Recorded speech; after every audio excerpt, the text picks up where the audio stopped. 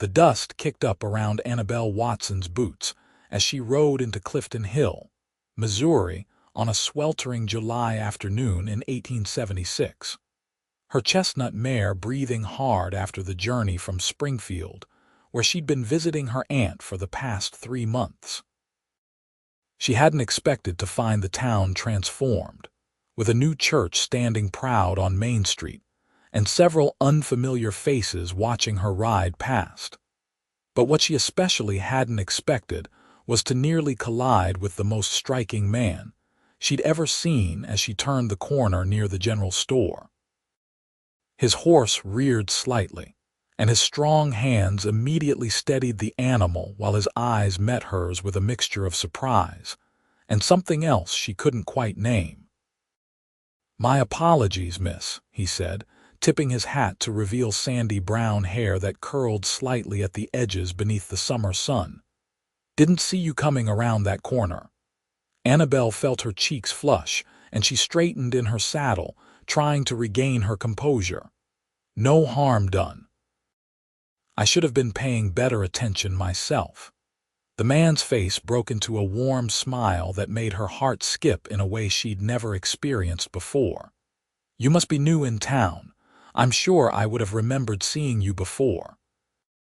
"Actually, I grew up here," Annabelle replied, unable to help the small smile that tugged at her own lips. "Annabelle Watson. I've been away visiting family for a spell." Recognition flickered across his features. "Watson, your father runs the feed and grain store on the east side of town." "That's right. And you are Benjamin Abbott, though most folks just call me Ben. I moved to Clifton Hill about 2 months back, bought the old Thornton Ranch about 5 miles south of here. Been working on fixing it up and building the herd." Before Annabelle could respond, a familiar voice called out from across the street. "Annie, you're home." She turned to see her younger sister, Margaret, rushing toward them with her skirts gathered in her hands. At 19, Annabelle was only 2 years older than her sister, but Margaret had always possessed a more excitable temperament. The girl practically bounced with enthusiasm as she reached them. "Father's been watching for you all morning. He'll be so pleased you're finally back. We've missed you terribly." Margaret finally seemed to notice Ben, and her eyes widened with interest.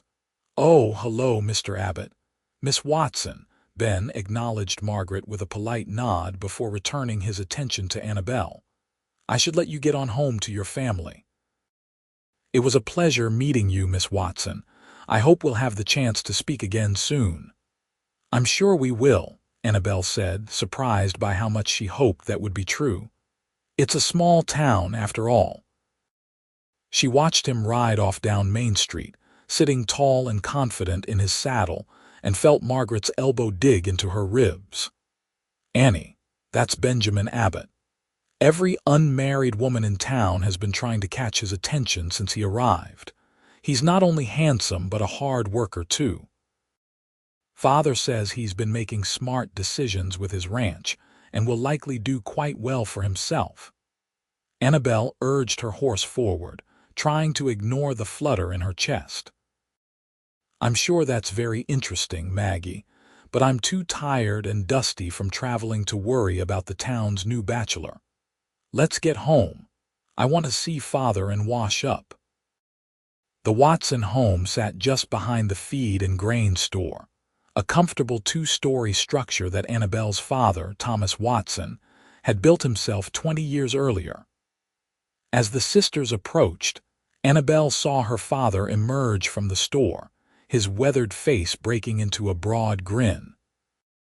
"There's my girl," he called out, striding forward to help her down from her horse. At 52, Thomas Watson was still strong as an ox, with silver threading through his dark hair and lines around his eyes from years of squinting into the Missouri sun.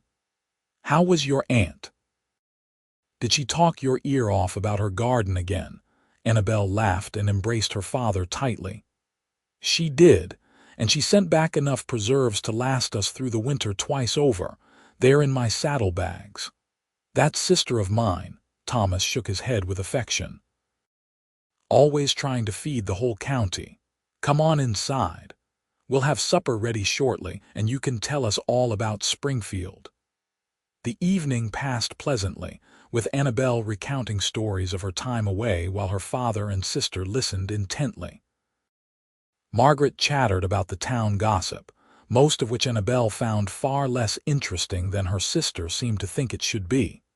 But when Margaret started describing the church social scheduled for Saturday evening, Annabelle found her attention sharpening. Will many people be attending? She asked, trying to sound casual. Thomas looked up from his plate with a knowing smile. I imagine so. Whole town usually turns out for these things. Why do you ask? No reason. Just wondering what I've been missing while I was away. Margaret giggled. It wouldn't have anything to do with a certain handsome rancher you met today, would it, Margaret?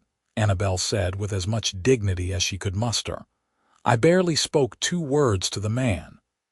But you'd like to speak more, her sister teased, and even their father chuckled at that. Annabelle stood and began clearing the dishes, refusing to dignify that observation with a response, though she knew the heat in her cheeks betrayed her. The truth was that Benjamin Abbott had occupied her thoughts far more than was reasonable for someone she'd only just met. There had been something in the way he looked at her, a directness and warmth that made her feel seen in a way she never had before. The next few days passed in a blur of activity as Annabelle readjusted to life in Clifton Hill. She helped her father in the store, reconnected with friends, and tried not to think too much about Saturday's church social. But on Thursday afternoon, as she was measuring out seed for a customer, the bell above the door chimed and Benjamin Abbott walked in, hat in hand. Her heart did that ridiculous skipping thing again. Good afternoon, Miss Watson, he greeted her with that warm smile. Your father around? He's in the back checking inventory, Annabelle managed, proud of how steady her voice sounded. Did you need to speak with him, or can I help you with something? Actually, I came to place an order for some feed. My herd's growing faster than expected, which is a good problem to have, but it means I need to plan ahead. For the next 20 minutes, they discussed his needs while Annabelle made notes and calculated costs. She found herself impressed by his knowledge and the thoughtful way he approached his business decisions.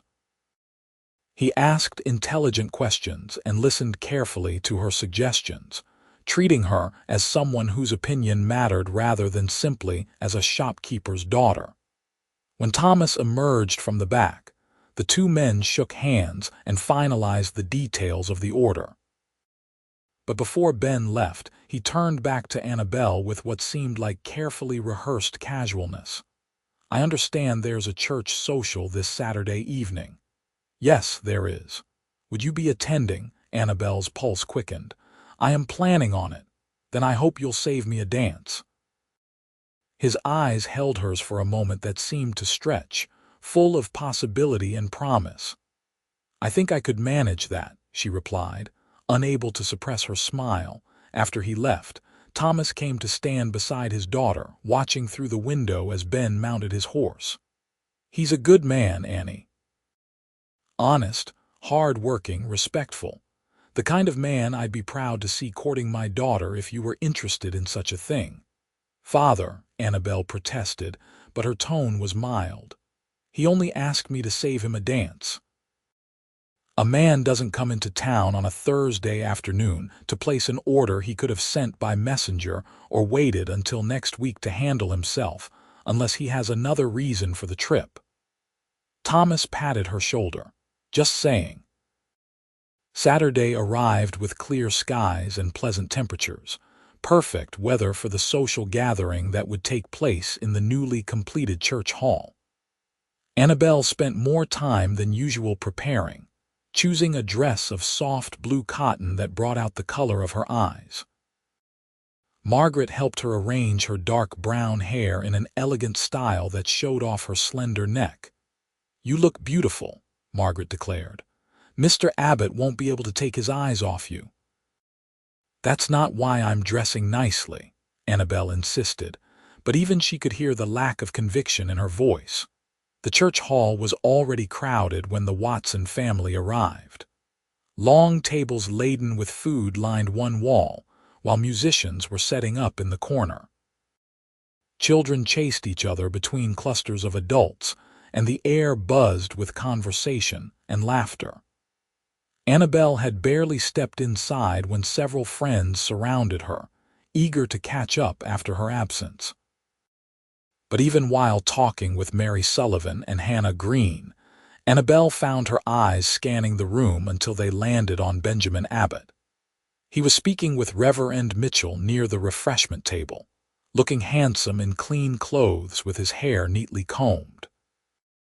As if sensing her gaze, he looked up, and their eyes met across the crowded room.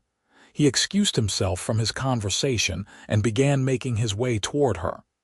Annabelle's friends noticed and exchanged knowing glances. "Good evening, Miss Watson," Ben said when he reached her side. "You look lovely tonight." "Thank you. It's good to see you again, Mr. Abbott. Please call me Ben. All my friends do, and I hope we can count ourselves as friends." "Then you must call me Annabelle." The musicians struck up a lively tune, and couples began moving to the center of the hall. Ben extended his hand. "I believe you promised me a dance." His hand was calloused from hard work but warm and steady as it closed around hers. He led her to the dancing area and placed his other hand properly at her waist. As they moved into the pattern of the dance, Annabelle was struck by how natural it felt to be in his arms, how easily they moved together despite this being their first dance. "You dance well," she observed as he spun her gracefully. "My mother insisted all her children learn properly. Said it was a sign of civilization and good upbringing, no matter where we ended up living." A shadow crossed his face briefly. "She passed 5 years ago, but I still hear her voice sometimes, reminding me to be a gentleman." "I'm sorry for your loss," Annabelle said softly. "It sounds like she was a wonderful woman." She was. Strong, kind, never complained even when times were hard. "My father passed when I was 16, and she raised me and my 3 sisters on her own after that, made sure we all had what we needed." Ben's expression softened. "I think she would have liked you." The intimacy of that statement made Annabelle's breath catch.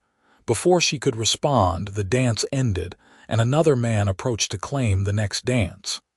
Throughout the evening, Annabelle danced with many partners, but her thoughts kept returning to Ben. She watched him dance with other women, including Margaret, who came back giggling about how gentlemanly and charming he was. As the evening wore on, Ben managed to claim 2 more dances with Annabelle. During the last one, a slower waltz, they talked more easily, sharing stories about their childhoods and dreams for the future. Annabelle told him about her mother, who had died when Margaret was born, and how she'd helped raise her sister while managing the household for her father. "That must have been difficult," Ben said, "taking on so much responsibility so young." "It was what needed doing," Annabelle replied simply. "Father was grieving and trying to run the business. Margaret needed someone. I was 12 and old enough to help." 12 is still very young to lose your mother and become one yourself," Ben observed gently. "It speaks to your character that you stepped up." No one had ever acknowledged it quite that way before, and Annabelle felt unexpected emotion well up in her chest. "Thank you for saying that." As the music wound down and couples began to drift apart, Ben held her gaze seriously. "Annabelle, I hope you won't think me too forward, but I'd like to call on you properly. With your father's permission, of course." Joy bloomed in Annabelle's chest, bright and warm. "I would like that very much."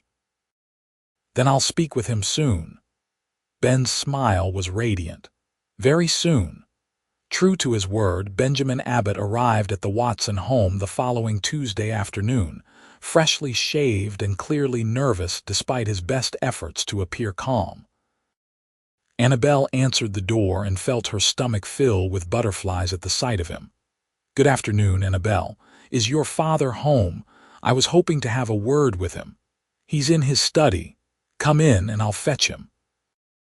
Thomas emerged from his study with a knowing smile, having clearly anticipated this visit. "Ben, good to see you. Come on in. Can I offer you some coffee?" "Thank you, sir. That would be appreciated." Annabelle prepared the coffee, her hands trembling slightly as she arranged cups on a tray. Through the partially open door, she could hear Ben's voice, steady and respectful. "Mr. Watson, I'll get right to the point. I'd like your permission to court your daughter, Annabelle. I know I'm relatively new to town, and you might want more time to know my character, which I'd understand completely. But I want you to know my intentions are entirely honorable." There was a pause before Thomas responded. "Tell me about yourself, Ben. Where are you from? What brought you to Clifton Hill?" "I'm from Kansas originally. Grew up on a small farm near Abilene. After my mother passed, I worked on various ranches, saved every penny I could. When I heard about the Thornton property being available, I saw an opportunity to build something of my own. I have enough capital to sustain the ranch through the winter and plans to expand gradually and carefully." "And what are your intentions toward my daughter?" Annabelle held her breath, straining to hear Ben's response. "With respect, sir, I think it's early to speak of specific intentions beyond getting to know her better. But I can tell you that I'm looking to build a life here in Clifton Hill, and I'm at an age where I'm thinking about settling down with the right woman. I've only known Annabelle a short while, but everything I've seen suggests she might be that woman. I'd like the opportunity to find out if she feels the same way." "You're honest, I'll give you that," Thomas said, and Annabelle could hear the approval in his voice. "What are you, about 25? 26. This past spring, sir." "And you understand that Annabelle isn't some young girl who doesn't know her own mind.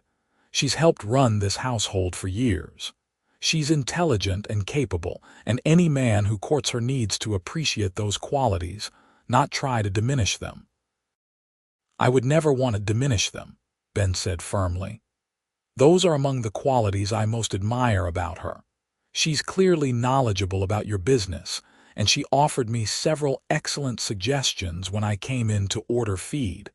I respect her intelligence and her independence." Annabelle's heart swelled with affection for both men in that room, her father for understanding and valuing her, and Ben for appreciating what Thomas was saying. "All right then," Thomas said. "You have my permission to court her, with the understanding that I'll be watching to see how you treat her. And if Annabelle decides she's not interested, you'll respect that decision immediately." "Of course, sir. Thank you." When both men emerged from the study, Annabelle tried to look as if she hadn't been listening at the door. Ben's eyes sought hers immediately, warm and hopeful. "Your father has given me permission to court you," he said. "If that's agreeable to you." "It is," Annabelle confirmed, unable to keep the happiness from her voice. "Then perhaps you do me the honor of accompanying me on a picnic this Sunday after church. I know a beautiful spot by the creek on my property." "I'd like that very much." After Ben left, Thomas pulled his daughter into a hug. "He's a good one, Annie, I can tell. He looks at you the way I used to look at your mother." Annabelle felt tears prick her eyes. Her father rarely spoke about her mother in such personal terms. "Really, really. Like you're the most precious thing in the world and he can't quite believe his good fortune that you're giving him the time of day." Thomas pulled back to look at her seriously. "But you take your time getting to know him, understand? There's no rush. Make sure he's worthy of you." Sunday arrived bright and clear, perfect picnic weather. After the church service, during which Annabelle found it difficult to concentrate on Reverend Mitchell's sermon because she was too aware of Ben sitting 3 rows back. They set off in his wagon toward his ranch.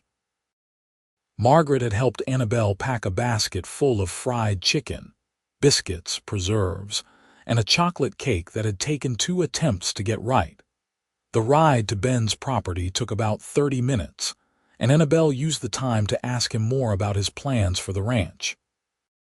His enthusiasm was evident as he described his vision for building one of the best cattle operations in the county, not through size alone but through quality stock and smart management. "I know it might sound ambitious," he said with a self-deprecating laugh, "but I've spent years learning from other ranchers, seeing what works and what doesn't. I want to do this right." "It doesn't sound too ambitious at all," Annabelle assured him. "It sounds like you have a clear plan and the determination to see it through. Those are admirable qualities." His ranch came into view, and Annabelle was impressed by what she saw. The house was modest but well-maintained, freshly painted with a sturdy porch. The barn and outbuildings looked solid and carefully constructed. Fences stretched across rolling pastures where cattle grazed peacefully. It was clear that Ben had been working hard since acquiring the property. He drove past the main buildings to a grove of cottonwood trees near a creek that bubbled over smooth stones. The shade was welcoming after the bright sunshine, and the sound of the water created a peaceful atmosphere. "This is beautiful," Annabelle breathed as Ben helped her down from the wagon. "I thought you might like it. This is actually one of the reasons I bought this property. The creek runs year-round and provides good water for the stock, but it's also just a peaceful place to be." He spread a blanket under the largest tree while Annabelle unpacked the picnic basket. They spent the next several hours talking, laughing, and getting to know each other in the easy way of people who find genuine compatibility. Ben told her about his sisters, all of whom were married now with families of their own scattered across Kansas and Colorado.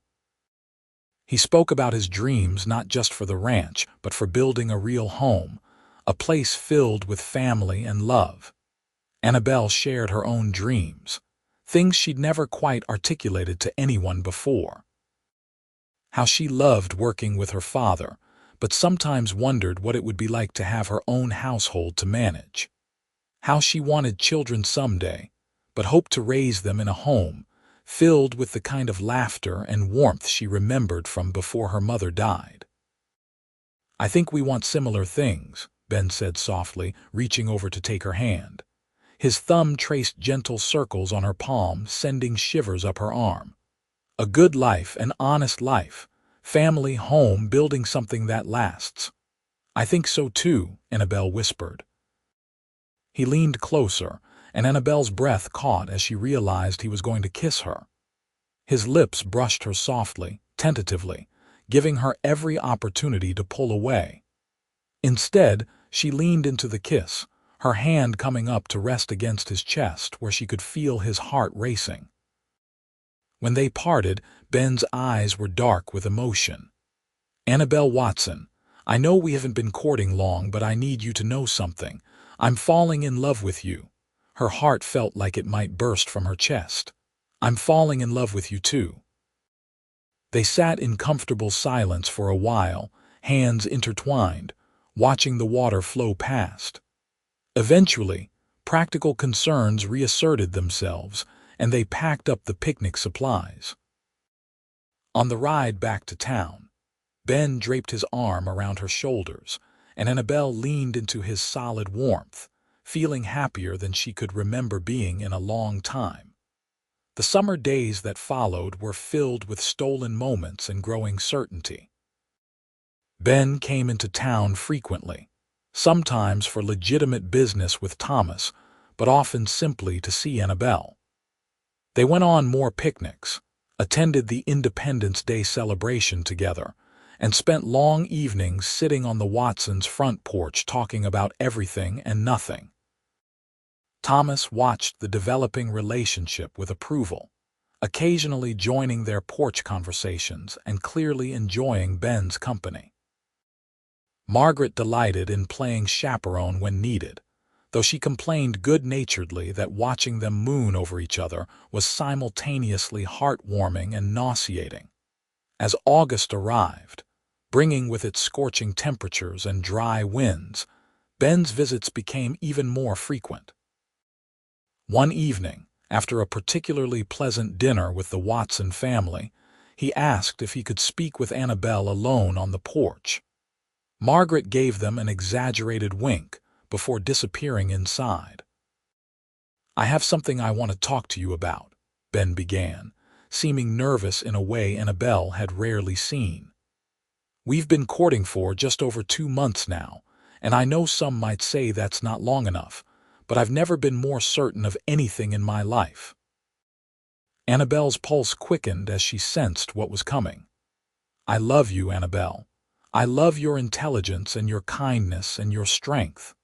I love the way you care for your family and the way you challenge me to think differently. I love your laugh and the way your eyes light up when you're excited about something. I want to spend the rest of my life with you." He took a deep breath. "But before I can properly ask you what I want to ask you, I need to speak with your father first. Would you mind if I did that? Tonight?" Joy and anticipation flooded through her. "I wouldn't mind at all." Ben stood, straightening his shirt nervously, and walked to the door. He paused and turned back. "Annabelle, regardless of what formalities I need to observe, I want you to know that you're the one who matters most in this decision. If you don't want this, it doesn't matter what anyone else says." "I already said yes in my heart," Annabelle whispered. His face transformed with a smile that could have lit up the night. "I was hoping you'd say something like that." He reached for her hand and squeezed it gently before heading inside. Annabelle remained on the porch, her heart racing so fast she thought she might faint. She heard the murmur of male voices from inside, Ben's tone respectful but confident, her father's responding in kind. The conversation seemed to last an eternity, though it was probably only 10 minutes. When Ben emerged, he was grinning from ear to ear. He sat down beside her and pulled a small box from his pocket. Opening it, he revealed a simple gold band with a small sapphire, modest but beautiful. "It was my mother's," he explained. "The only piece of jewelry my father ever bought her, and she treasured it. Before she died, she gave it to me and told me to give it to the woman I loved enough to build a life with." He took the ring from the box and looked into her eyes. "Annabelle Watson, will you marry me? Will you be my wife and my partner in building a life together?" "Yes," Annabelle breathed. "Yes, absolutely yes." He slipped the ring onto her finger and it fit perfectly. Then he pulled her into his arms and kissed her, deeper and more passionate than he'd dared before, all the love and promise of their future wrapped up in that moment. The door burst open, and Margaret rushed out squealing with excitement, followed by Thomas, who wore the satisfied expression of a man seeing his plans come to fruition. He shook Ben's hand firmly and then pulled Annabelle into a tight embrace. "Your mother would be so happy," he whispered into her hair. "She would have loved him." The next few weeks were a whirlwind of activity. News of the engagement spread quickly through Clifton Hill, and Annabelle found herself the recipient of congratulations everywhere she went. She and Ben decided on a September wedding, wanting to marry before the weather turned cold, and while the ranch work allowed Ben some time for a brief wedding trip. Annabelle threw herself into preparations, sewing her wedding dress with Margaret's enthusiastic help, and planning the details of the ceremony and celebration. Through it all, Ben was constantly by her side, helping when he could and providing calm support when the details threatened to overwhelm her. One afternoon in late August, as they sat together in the shade of the Watsons' yard going over plans, Ben took her hand seriously. "I want you to know that I don't expect you to give up everything when we marry," he said. "I know you've helped your father with the business for years, and if you want to continue doing that, I'll support it. This is a partnership, Annabelle. I want us to make decisions together about our life." Annabelle felt a wave of love for this man who saw her as an equal partner. "I appreciate that more than you know. I've been thinking about it, actually. I'd like to help Father a bit less, maybe just during busy seasons, so I can focus on building our home and hopefully, eventually, our family. But I want to be involved in the ranch decisions too. I have some ideas about record keeping and planning that might be useful." "I'd welcome that," Ben assured her. "I meant what I said about this being a partnership. Your mind is one of the things I love most about you."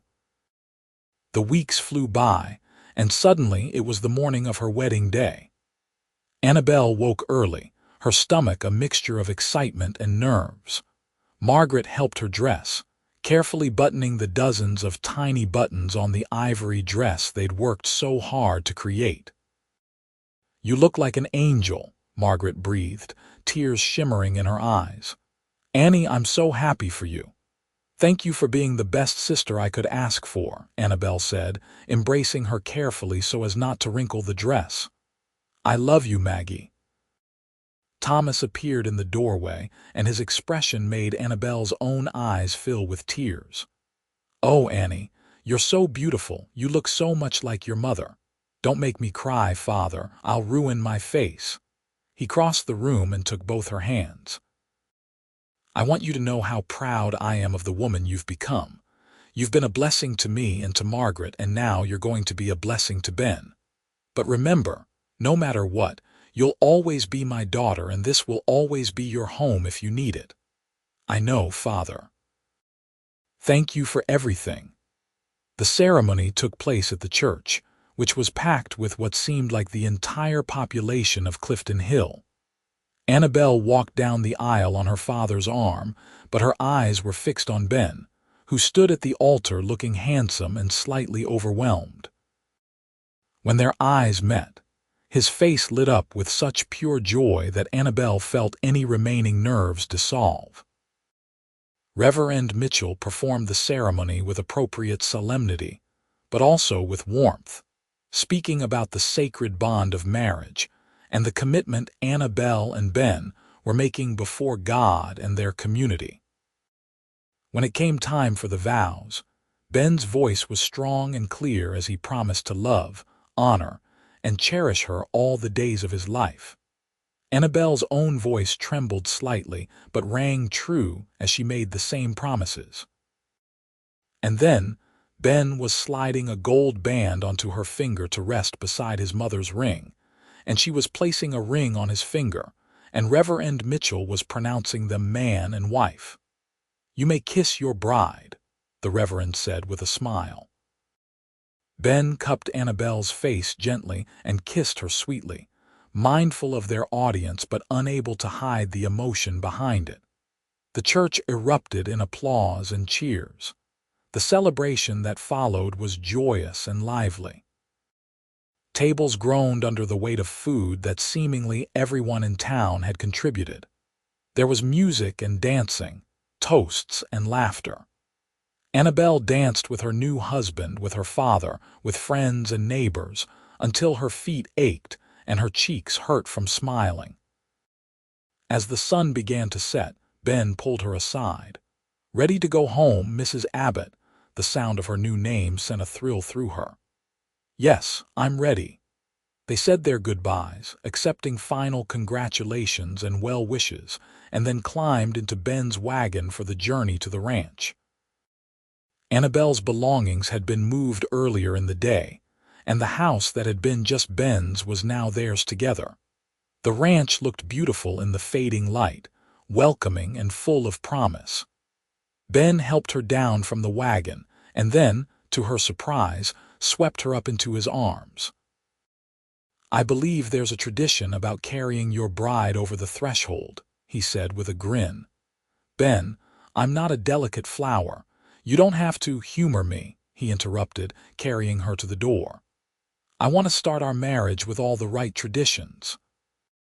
He carried her inside the house, which had been cleaned and prepared for their arrival. Flowers sat in vases on the table and mantel, and candles provided soft lighting. It was simple but lovely, a real home. Ben set her down gently, and for a moment they simply looked at each other, the reality of their new life together settling around them.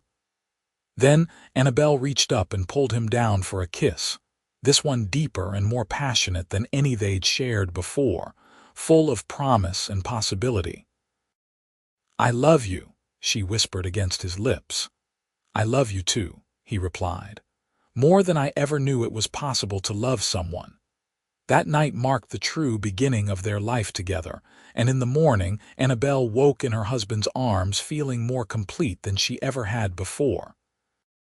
The sun streamed through the bedroom window, and she could hear the sounds of the ranch coming to life outside. This was her home now, and Ben was her family, and the future stretched before them bright with possibility. The early days of their marriage were filled with adjustment and discovery as they learned to live together.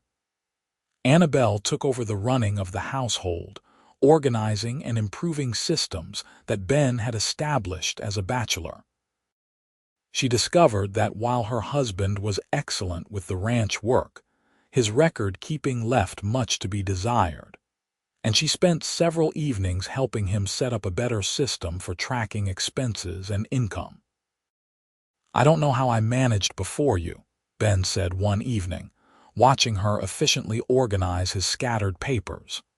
"This would have taken me weeks, and it still wouldn't have been as clear as what you've done in a few days."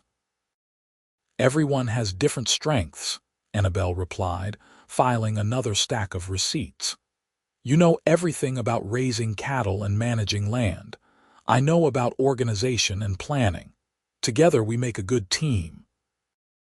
"The best team," Ben agreed, coming to stand behind her chair and wrapping his arms around her shoulders.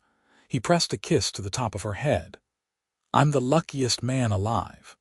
As autumn painted the Missouri landscape in shades of red and gold, Annabelle and Ben settled into a comfortable rhythm.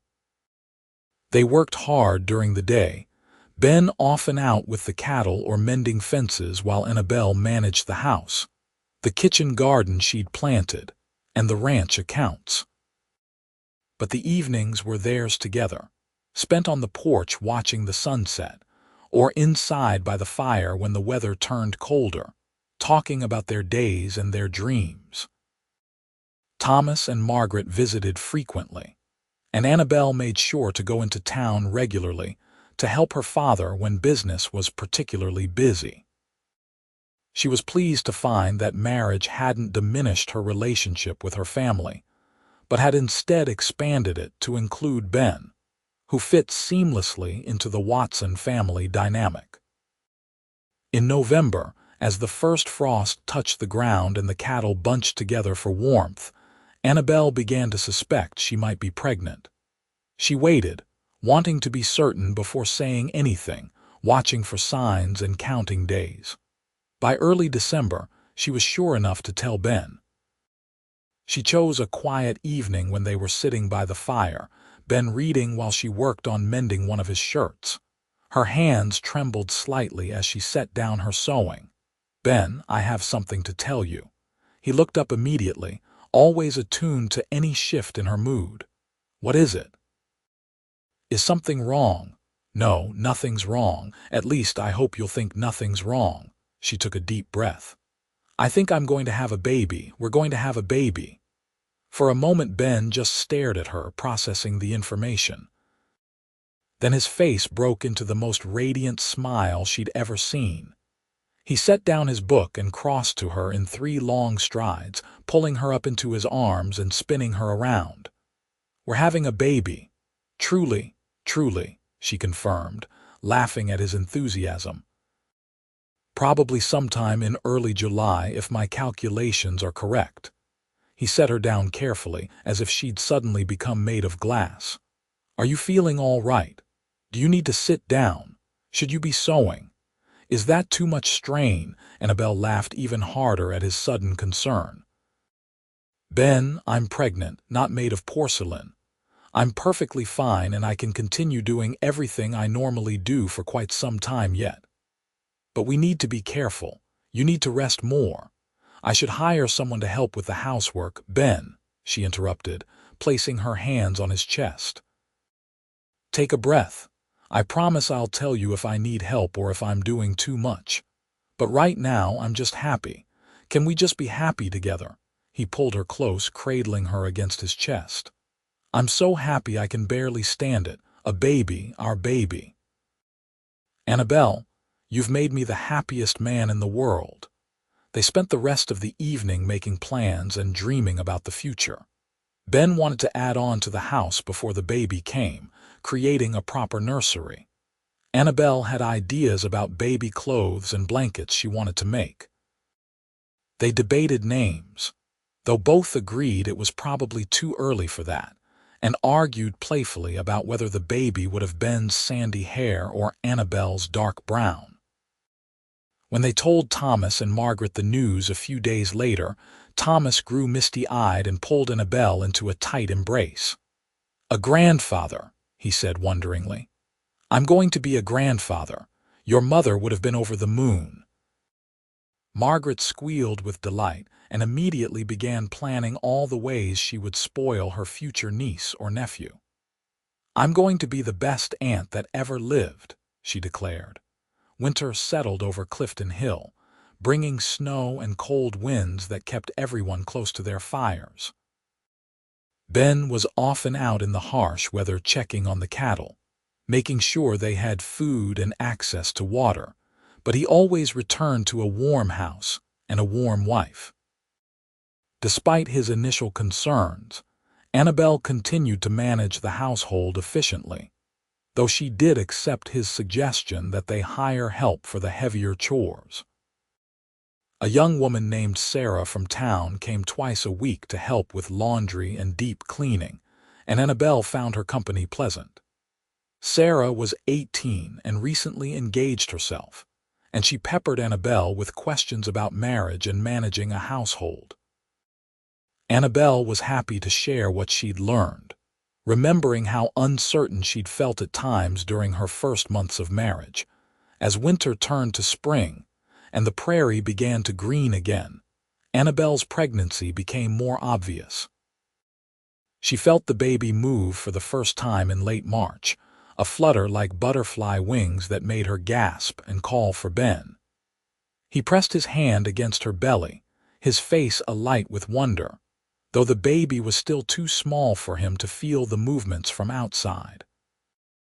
"I can't wait to meet this little one," he said softly. "Boy or girl doesn't matter. As long as they are healthy and have half your spirit and intelligence, they'll be perfect. And half your kindness and strength," Annabelle added, covering his hand with hers. Ben worked hard to finish the addition to the house before the baby arrived. With help from Thomas and some men from town, he built a beautiful nursery with large windows that let in plenty of light. Annabelle painted the walls a soft yellow and made curtains from cheerful fabric.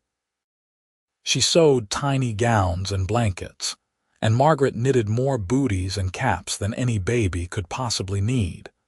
As summer approached and Annabelle's due date grew closer, Ben became increasingly protective and worried. He hovered constantly, asking if she was comfortable, if she needed anything, if she was feeling all right. Annabelle bore his concern with patience, understanding it came from love, though she did occasionally have to remind him that women had been having babies since the beginning of time, and she was perfectly capable of knowing when something was wrong. In early July, on a warm afternoon when the cicadas sang loudly in the trees, Annabelle felt the first real contraction. She'd been having false pains for days, so she didn't say anything at first, not wanting to worry Ben unnecessarily. But as the afternoon progressed and the pains became more regular and intense, she knew it was time. "Ben," she called from the porch where she'd been snapping beans, I think you should go fetch the midwife. He appeared in the doorway so fast he must have run from wherever he'd been. The baby. It's time, I think so. The pains are getting closer together. His face went pale. Right, the midwife. I'll go now. Will you be all right alone? I'll be fine. Go quickly and stop by Father's on the way. Margaret will want to be here. Ben moved faster than she'd ever seen him move, saddling his horse in record time and galloping toward town. Annabelle continued her work, pausing when contractions hit and breathing through them the way the midwife had instructed during her visit last month. Mrs. Henderson, the midwife, arrived within an hour, a capable woman in her 50s who had delivered most of the babies in Clifton Hill for the past 20 years. Margaret came right behind her, breathless and excited, while Ben rode in last, looking terrified. First babies take their time, Mrs. Henderson said calmly after examining Annabelle. Could be hours yet. You men make yourselves useful elsewhere. Margaret can stay and help me. Thomas, who had come along with Margaret, practically had to drag Ben out of the house. Let the women work, son. You being in there pacing and fretting won't help anything. The afternoon stretched into evening and evening into night. The pains grew stronger and closer together, and Annabelle focused all her energy on the work of bringing her child into the world. Margaret held her hand and wiped her face with cool cloths, while Mrs. Henderson offered encouragement and guidance. Outside, Ben wore a path in the dirt, pacing back and forth, with Thomas sitting on the porch steps offering occasional words of reassurance. Every time Annabelle cried out, Ben flinched as if he'd been struck. This is the worst part of being a man, Thomas said quietly. Knowing the woman you love is in pain and not being able to do anything about it. How did you stand it? Ben asked hoarsely. You stand it because you have to. And because you know that at the end of it, if all goes well, you'll have a child. Worth every moment of worry, I promise you. Finally, as dawn began to lighten the eastern sky, a baby's cry pierced the air. Ben froze mid-step, and Thomas stood up from the porch steps where he'd been dozing. They stared at each other, hardly daring to breathe, until Margaret appeared in the doorway with tears streaming down her face and a huge smile. It's a boy, she announced. A beautiful, healthy boy, and Annie's fine. She's tired but fine. Ben didn't remember moving, but suddenly he was inside, climbing the stairs to their bedroom. Mrs. Henderson met him at the door. She's exhausted, but she wants to see you. Don't stay too long, she needs rest. He entered the room tentatively, and his eyes found Annabelle immediately. She was propped up against pillows, her hair damp with sweat and her face tired but radiant. And in her arms, wrapped in one of the blankets she'd made, was a tiny baby with a shock of dark hair. Ben, she said softly, her voice hoarse from hours of labor. Come meet your son. He approached the bed as if in a dream, and Annabelle shifted the blanket so he could see the baby's face more clearly. The infant was sleeping, tiny fists curled near his face, impossibly small and perfect. He's beautiful, Ben whispered, tears running freely down his face. You're both so beautiful. Annabelle, I can't believe it. We made this perfect little person. Do you want to hold him? Ben nodded, unable to speak, and carefully took the baby from her arms. The weight of his son settled against his chest, and Ben felt something fundamental shift in his heart. This tiny person, this perfect little boy, was his responsibility, his to protect and raise and love. We should name him, Annabelle said. We talked about so many names, but now that he's here, what feels right to you? Ben looked down at his son, then back at his wife. I was thinking maybe Samuel Thomas Abbott, after my father and yours, if that's all right with you. Samuel, Annabelle tested the name and smiled. Samuel Thomas. It's perfect. Little Samuel proved to be a relatively easy baby, for which both Annabelle and Ben were grateful. He nursed well, slept in reasonable stretches, and seemed content to be passed around among the many adults who doted on him. Thomas was a proud grandfather who visited frequently, always finding an excuse to hold his grandson. Margaret was equally besotted, coming out to the ranch several times a week to help with Samuel and give Annabelle a break. Ben was a natural father, taking to the role with enthusiasm and tenderness that made Annabelle love him even more. He sang to Samuel, walked with him when he was fussy, and changed diapers without complaint. At night, when the baby woke crying, Ben often got up first, bringing Samuel to Annabelle for feeding and then settling him back to sleep afterwards so she could rest. "You're amazing with him," Annabelle said one evening, watching Ben rock their son while humming a lullaby. "I knew you'd be a good father, but you're even better than I imagined. I never want him to feel the way I did when my father died," Ben said quietly. "I want him to know every single day how much he's loved, how much both his parents love him." As Samuel grew from a tiny newborn into a chubby, alert baby, the ranch prospered too. The cattle herd grew, and Ben's reputation for quality stock spread. He made shrewd business decisions, often consulting with Annabelle, whose head for numbers and planning proved invaluable. They hired 2 ranch hands to help with the increasing work, young men from town who were reliable and hardworking.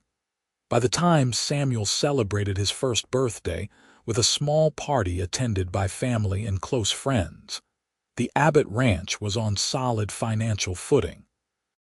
Ben and Annabelle had paid off the mortgage on the property and were even able to put money aside for the future. "Look at what we've built," Ben said one evening as they sat on the porch watching Samuel toddle around the yard chasing a butterfly. "A home, a family, a successful ranch. Sometimes I have to pinch myself to believe it's all real." "It's real," Annabelle assured him, leaning into his side. "And it's only going to get better." She wasn't just speaking philosophically. That morning, she'd confirmed what she'd suspected for a few weeks. Another baby was on the way, due sometime in the spring. She'd been waiting for the right moment to tell Ben, and this seemed perfect. "Ben, there's something I need to tell you. We're going to have another baby." His head whipped toward her so fast she heard his neck crack. "Another baby, truly." "Truly. Probably next April." He pulled her into his arms, kissing her thoroughly despite being visible from the yard where Samuel played.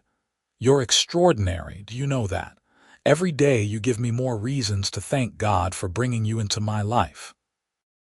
Their second child, a daughter they named Caroline Rose Abbott, arrived on a beautiful April morning in 1879. Her birth was easier than Samuel's had been, and Ben was relieved when both mother and daughter came through healthy and strong. Caroline had her father's sandy blonde hair and her mother's blue eyes, and from the beginning, she had both parents wrapped around her tiny finger. Samuel, now almost 2 years old, was fascinated by his baby sister. He wanted to help with everything, from bringing diapers to singing her songs he made up himself. Ben and Annabelle's hearts melted watching their son be so gentle and loving with Caroline. Life settled into a beautiful routine. The ranch continued to prosper, and Ben was able to hire more help, allowing him more time with his family. Annabelle managed the household and the ranch accounts while raising their children, finding fulfillment in the balance. They were busy and sometimes exhausted, but they were happy. Thomas remained a constant presence in their lives, though his health began to decline as he reached his 60s. He retired from actively running the feed store, turning most of the responsibility over to a manager, and spent more time at the ranch with his grandchildren. Margaret married a banker from Springfield and moved away, though she visited as often as she could and wrote frequent letters. When Thomas passed away peacefully in his sleep in the winter of 1882, the loss hit Annabelle hard. Ben held her through her grief, taking care of the children and the household while she processed the death of her father. The funeral was well attended, a testament to how respected Thomas had been in the community. "He was so proud of you," Ben told her one night as she cried in his arms. "He told me that all the time. Said he couldn't have asked for a better daughter or a better son-in-law. He died knowing you were happy and loved and building a good life." "That's something, isn't it?" "It is," Annabelle agreed, finding comfort in the thought. "I just miss him so much." "I know. I miss him too." In his will, Thomas left the feed store to Annabelle. After much discussion, she and Ben decided to sell it to the manager who had been running it, using the proceeds to expand the ranch and set up trust funds for Samuel and Caroline's educations. It felt like the right decision, honoring Thomas's legacy while securing their family's future. Life continued its forward march. Samuel grew into a serious, responsible boy who loved working alongside his father with the cattle. Caroline was spirited and curious, always asking questions and exploring everything she could reach. In 1884, Annabelle gave birth to twin boys, James and Joshua, who brought chaos and joy in equal measure. With 4 children under the age of 7, the Abbott household was lively and full. Ben expanded the house again, adding more bedrooms and a larger kitchen. They hired a full-time housekeeper to help Annabelle manage the increased workload, a widow named Mrs. Peterson who became like family. The years passed in a blur of childhood milestones, ranch work, and deepening love. Ben and Annabelle's partnership only grew stronger as they navigated the challenges of raising children and running a business together. They made decisions jointly, respected each other's strengths, and supported each other through difficulties. On their 10th anniversary in September 1887, Ben took Annabelle back to the spot by the creek where they'd had their first picnic all those years ago. The children were safely at home with Mrs. Peterson, giving them a rare afternoon alone together. "You remember the day I brought you here?" Ben asked as they sat on a blanket under the same cottonwood trees. "Of course I do. You told me you were falling in love with me. And you said you were falling in love with me too. Best day of my life, up until that point." He took her hand, his thumb tracing over her wedding ring. "I want you to know that I would do it all again in a heartbeat. Every moment, every decision, every challenge, as long as it led me to you and this life we've built." Ben Abbott, after 10 years of marriage, 4 children, and everything we've been through, you can still make me cry, Annabelle said, wiping at her eyes. "I love you so much, more now than even when we married, which I wouldn't have thought possible." "That's the thing about real love," Ben said, pulling her close. "It doesn't diminish with time. It grows. It deepens. It becomes woven into everything you are." They spent the afternoon reminiscing and dreaming about the future, about watching their children grow and hopefully welcoming grandchildren someday, about growing old together on this land they'd built into a home. As the sun began to set, painting the sky in shades of pink and gold, they packed up their picnic and headed home to their children. Samuel, now 10, had organized a surprise party with Caroline's help, and the house was decorated with wildflowers and homemade banners. The twins had made cards with their careful 7-year-old handwriting declaring their parents the best in the world. "Happy anniversary!" the children shouted as Ben and Annabelle walked through the door. Annabelle felt tears spring to her eyes again, but these were tears of pure joy.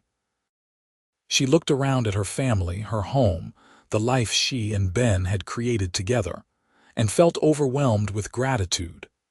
That night, after the children were in bed and the house was quiet, Ben and Annabelle sat on their porch as they had countless nights before. The stars spread out above them in an endless canopy, and the night sounds of the prairie surrounded them. Do you ever think about that day we met? Annabelle asked.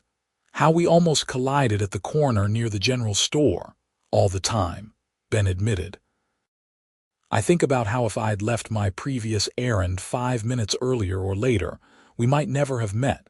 How many tiny choices and chances had to align perfectly to bring us together. I don't think it was chance, Annabelle said softly. I think we were meant to find each other. Meant to build this life together. I think you're right. Ben pulled her closer and she rested her head on his shoulder. I love you, Annabelle Abbott, today, tomorrow, and every day for the rest of my life. I love you too, she whispered. Always. The years continued to unfold with their mixture of joy and challenge, triumph and trial. The ranch grew into one of the most successful operations in the county, known for quality cattle and fair business practices. Ben's reputation as an honest, hard-working rancher was unassailable, and Annabelle's sharp business sense became legendary in its own right. Samuel grew into a young man who loved the ranch as much as his father did, and it was clear he would one day take over the operation. Caroline proved to have a gift for horses, training them with patience and skill that impressed everyone who saw her work. The twins, James and Joshua, were inseparable and kept everyone entertained with their antics and energy. In 1892, when Samuel was 15, Annabelle gave birth to their fifth and final child, a daughter they named Grace Catherine. Her arrival was a surprise, as Annabelle had assumed her childbearing years were behind her, but she was welcomed with delight by the whole family. The older children doted on their baby sister, and Ben joked that they'd finally managed to create the perfect child after 4 practice runs. As the 19th century drew to a close, the Abbott family was firmly established as one of the pillars of the Clifton Hill community. They were known for their generosity, their strong family bonds, and their willingness to help neighbors in need. The ranch employed several local families, and Ben and Annabelle were careful to treat their workers fairly and pay them well. When Samuel turned 18 in 1895, Ben officially made him a partner in the ranch. It was a proud moment for father and son, marking Samuel's transition from boy to man. Caroline, at 16, was helping train horses for several neighboring ranches and making a name for herself. The twins, now 13, were still deciding what they wanted to do with their lives but showed promise in everything they attempted. And little Grace, at 3, was the darling of the family, sweet-natured and affectionate. On a warm evening in September 1897, as Ben and Annabelle prepared to celebrate their 20th anniversary, they found themselves alone on the porch again. The children were all occupied elsewhere, and the house was unusually quiet.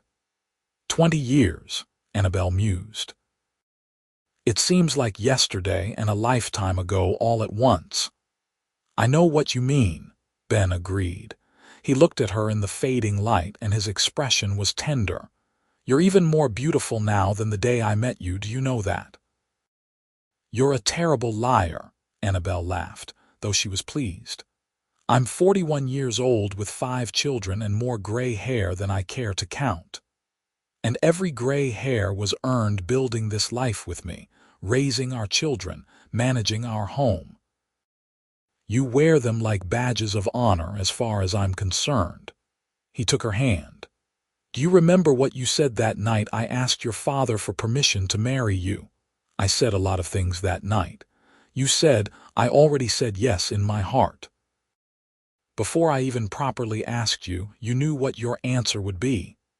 I did, Annabelle confirmed. From almost the first moment I met you, something in me recognized something in you, like we were meant to find each other. I felt the same way, Ben said. And every single day since then has only confirmed what my heart knew from the start, that you're my partner, my love, my other half. Everything good in my life has come from that decision to speak to your father, to court you, to marry you. Annabelle felt the familiar sting of happy tears. Even after 20 years, this man could move her to tears with his words and his love. "You gave me a life I didn't even know I was dreaming of. A home, a family, a partnership built on respect and love. You gave me everything." "We gave each other everything," Ben corrected. "That's what partnership means." They sat in comfortable silence, hands clasped, watching the stars emerge one by one in the darkening sky. Inside the house, they could hear the sounds of their children laughing and talking. The ranch stretched around them, a testament to years of hard work and careful planning. Everything they'd built together, everything they'd created, all stemmed from that first meeting on a dusty street in Clifton Hill. As the years continued to pass, Ben and Annabelle watched their children grow into adults. Samuel married a nice young woman from a neighboring ranch in 1898, and they welcomed Ben and Annabelle's first grandchild, a boy they named Benjamin Thomas, in 1899. Caroline married at 20 and settled on a horse ranch with her husband, where she continued training horses and raising a family of her own. The twins both decided to attend agricultural college, returning to help expand the ranch's operations with modern techniques. And Grace grew into a lovely young woman with her mother's intelligence and her father's kind heart. Through it all, Ben and Annabelle remained each other's constant. They weathered droughts and difficult winters, the deaths of friends and the joys of expanding family. They celebrated successes and supported each other through failures. Their love, which had started as a spark on a dusty street corner, had grown into something solid and enduring, the foundation upon which their entire lives were built. In the early years of the 20th century, as they entered their 60s, they began to gradually turn over more of the ranch operations to Samuel and the twins. This gave them more time to enjoy their grandchildren, who were arriving with increasing frequency. Being grandparents brought a different kind of joy than parenting had, the pleasure of loving children without the constant responsibility. One evening in the summer of 1905, as they celebrated their 28th anniversary, Ben took Annabelle's hand as they sat on the porch in the same rocking chairs they'd occupied for decades. "You have any regrets?" he asked her. "Looking back on all these years, is there anything you wish you'd done differently?" Annabelle considered the question seriously, looking out over the land that had been their home for nearly 3 decades. "No," she said finally, "not a single regret. Oh, there are things I might have done differently if I'd known then what I know now, but I wouldn't call them regrets. Every choice, every challenge, every joy and sorrow made us who we are, made our family what it is. I wouldn't change any of it." "Neither would I," Ben agreed. "Except maybe I would have kissed you sooner during our courtship." Annabelle laughed. "You were being respectful. I appreciated that." "Still, we lost valuable kissing time," he said with mock seriousness, then leaned over to kiss her, proving that even after 28 years of marriage, the spark was still there. Their children and grandchildren surrounded them with love and support as they aged. Family dinners at the ranch house were loud, chaotic affairs with multiple generations gathered around the expanded dining table. Ben and Annabelle presided over these gatherings with pride and joy, watching their family continue to grow and thrive. As the years advanced and they moved into their 70s, age began to slow them down, but they faced this new stage of life as they had faced everything else together. They moved a bit slower, needed more rest, but their minds remained sharp and their love remained strong. On their 40th anniversary in 1917, the family threw them a massive celebration. Children, grandchildren, and even a few great-grandchildren filled the ranch house and yard. Friends from town came to honor the couple who had become such an integral part of the community. Stories were told, toasts were made, and tears were shed. Samuel stood to speak, his own children gathered around him. My parents taught me what it means to build a life with intention and love. They showed me that success isn't measured just in land or money, but in the quality of your relationships and the integrity of your character. They built this ranch through hard work and smart decisions, but more importantly, they built a family through love and dedication. Father, Mother, thank you for everything you've given us. Caroline spoke next, talking about how her parents had encouraged her unconventional passion for horses when many would have insisted she learn more traditional feminine pursuits. The twins thanked them for supporting their education.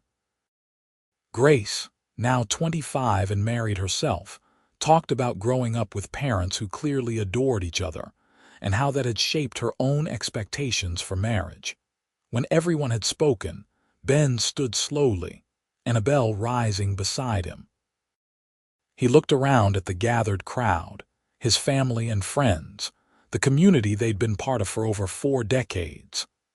When I rode into Clifton Hill in the spring of 1876, I was a young man with a dream and not much else.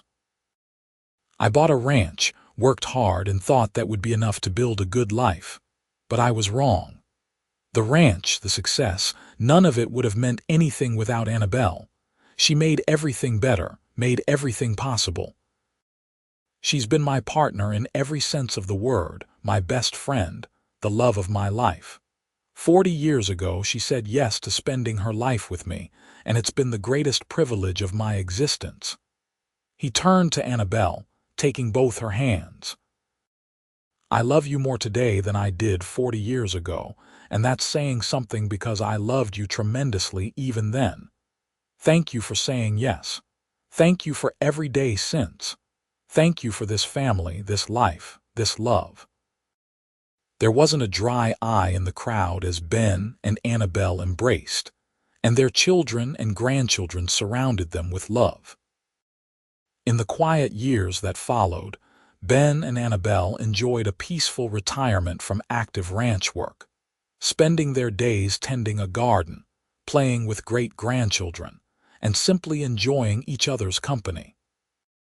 They took walks around the property when weather permitted, Ben pointing out changes and improvements their sons had made, Annabelle admiring the flowers Caroline had helped plant around the house. They spoke often of their life together, sharing memories and stories they'd told 100 times before but never tired of recounting. The day they met, their first picnic, the night Ben asked Thomas for permission to court Annabelle, their wedding, the births of each of their children. All the moments, big and small, that had woven together to create the tapestry of their shared life. You remember what I said to you that night you asked my father for permission to marry me? Annabelle asked one evening as they sat watching the sunset paint the sky in brilliant colors. You said you already said yes in your heart, Ben replied immediately. How could I forget? It was the most wonderful thing anyone had ever said to me. I meant it, Annabelle said softly. Even before you officially asked, I knew what my answer would be. My heart recognized yours, and there was never any doubt. My heart recognized yours too, Ben assured her. From that very first day when we nearly collided on Main Street, I looked into your eyes and something just clicked into place, like finding a piece of myself I didn't know was missing. As the sun dipped below the horizon and stars began to emerge, they sat in comfortable silence, hands clasped as they had been countless times over their 40-plus years together. Around them, the ranch bustled with the activities of their extended family. Grandchildren chased each other across the yard. Their sons discussed ranch business in the barn. Daughters-in-law prepared supper in the kitchen. We built something good here, Annabelle observed. Not just the ranch, but the family, the legacy. We did, Ben agreed. And it all started with you saying yes, with taking a chance on a dusty cowboy who had nothing but dreams and determination. "You had more than that," Annabelle corrected. "You had character and integrity and kindness. You had everything that mattered." "And now we have everything," Ben said, gesturing to encompass their family, their home, their life. "Everything that matters anyway." In the autumn of 1921, Benjamin Abbott passed away peacefully in his sleep at the age of 71, Annabelle beside him as she had been for 44 years. The loss was devastating to her and to their family, but there was also peace in knowing he'd lived a full, rich life surrounded by love. Annabelle lived another 5 years, surrounded by her children and grandchildren, sharing stories of Ben and their life together. She made sure her grandchildren and great-grandchildren knew the story of how their family had begun, with a chance meeting on a dusty street and a love that had lasted a lifetime. When Annabelle passed in the spring of 1926, at the age of 70, she was laid to rest beside Ben on a hill overlooking the ranch they'd built together. Their family gathered to mourn, but also to celebrate lives well lived and a love that had created lasting legacy. Samuel stood at his mother's grave, his own children and grandchildren around him, and told the story one more time. The story of how his father had come to Clifton Hill with nothing but dreams, how he'd met a young woman on a dusty street corner, how they'd fallen in love and built a life together.